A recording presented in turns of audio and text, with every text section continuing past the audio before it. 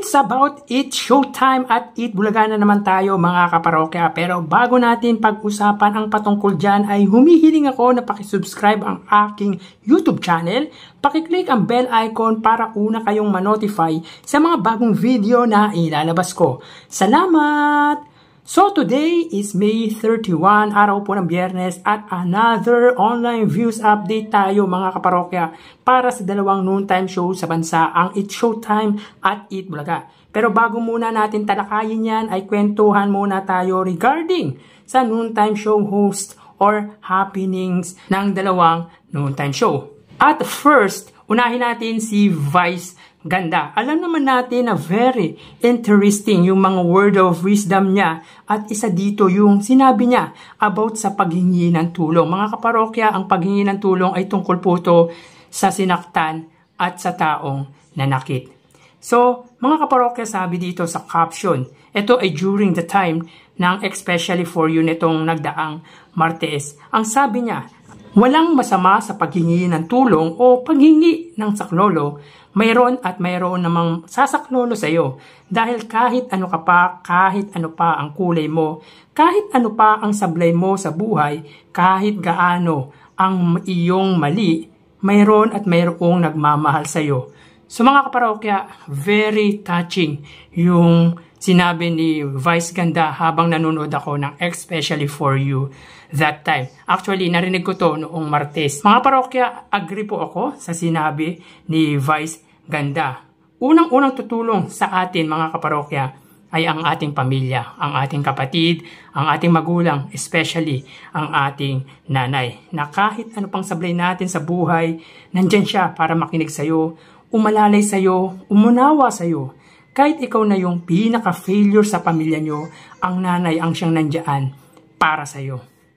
Kahit sa partner natin, sa asawa or sa girlfriend, sa mga kaibigan, kahit sobrang bad mo na sa kanila, ay tutulong at tutulong pa din sila sa pamamaraan na kaya nila. Kaya kapag tayo'y humingi din ng tulong, dapat suklian natin yun. Hindi sa material na bagay, kundi ipakita natin na totoo at bukal sa puso natin yung paghingi natin ng tulong at ipakita natin na totoo na nagbago na tayo sa ikabubuti natin or sa ikabubuti ng ating buhay. Yung mga words of wisdom ni Vice Ganda ang isa sa kinaabangan din sa Especially For You. Kayo mga kaparokya, do you agree with Vice Ganda statement? Please comment down below mga kaparokya. Samantala, napabilang si Atasha Mulak sa PEP Best Bets 2024 bilang Rising Star kasama ang kambal niyang si Andres Mulak.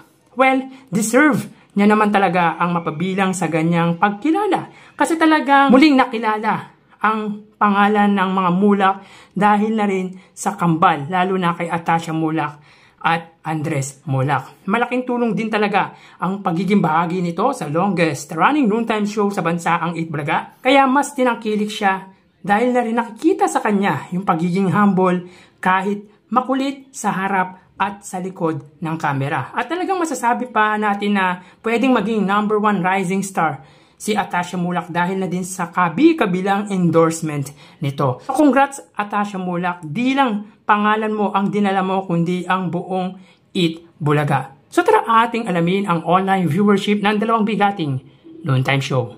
Para sa Eat Bulaga under TVJ Facebook page na may 2.4 million followers at sa Eat Showtime naman na may 18 million followers. So as of 12/27, makikita po natin dito na ang Eat Showtime po ay may kasalukuyang segment na showing Bulilit at meron po silang 13.3 thousand viewers. Ang Eat Bulaga naman po ay may kasalukuyang segment na Pera Fee at meron po silang 6.5 thousand live viewers. So dito makikita po natin pagdating sa kanilang Facebook Live ay angat ang Eat Showtime sa katapat na noontime show na Eat Bulaga ng 7,000 live viewers. So click po natin para makita po natin yung actual numbers ng kanilang viewers. So sa Eat Showtime po ay hindi po nag-pop up, ganun din po sa Eat Bulaga. So mag-relay na po tayo dito sa numbers ng viewers na lumabas dito sa monitor ng dalawang noontime show. So again, 7,000 po ang pagitan ng kanilang online views sa unang yugto pagdating sa kanilang Facebook Live. So mapunta naman po tayo sa TV Network YouTube channel. At unahin po natin ang sa It's Showtime. Under po yan sa GMA Network YouTube channel na may kasalukuyan subscribers na 35.3 million subscribers. Sa Eat Bulaga naman po under TV5 Philippines na may 1.8 million or 1.81 million subscribers. So as of 12:29 PM ay kita po natin dito na ang It's Showtime under GMA ay may 11,000 viewers. Samantalang ang TV5 naman ay may 25,000 viewers. Ulitin po natin mga kaparokya, as of 12:29, ang It's Showtime under GMA ay may 12,000 viewers, samantalang ang TV5 naman po ay may 24,000 live viewers. So pagdating dito sa kanilang TV Network YouTube channel ay may kita po natin na angat ang TV5 sa katapat na TV Network na GMA Network ng 12,000 viewers. So mapunta naman po tayo sa main YouTube channel ng dalawang Noon Time Show at para po sa It's Showtime under ABS-CBN It's Showtime na may 2.24 million subscribers. Sa Eat Bulaga naman po under Eat Bulaga TVJ YouTube channel na may kasalukuyang subscribers na 1 million. So as of 12:30, ang It's Showtime po ay may 76,000 viewers, samantalang ang Eat Bulaga naman po ay may 47,000 live viewers. So ulitin natin mga kaparokya, as of 12:30 ang It's Showtime ay may 76,000 viewers, samantalang ang Eat Bulaga naman po ay may 47,000 live viewers. So pagdating dito sa kanilang main YouTube channel, may kita po natin na angat pa rin po ang It's Showtime sa kanilang online views. Dito may kita po natin na angat ng 29,000 ang It's Showtime sa katapat na Noon Time Show na Eat Bulaga.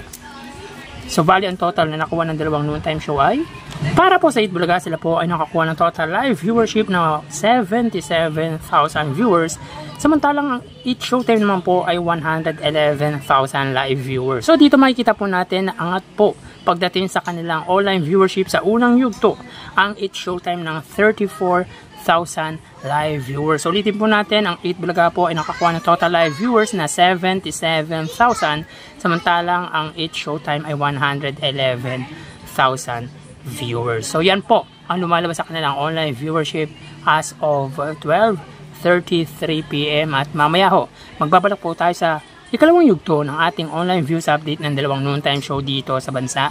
Magpapaalam po muna pansamantala. Thank you and God bless.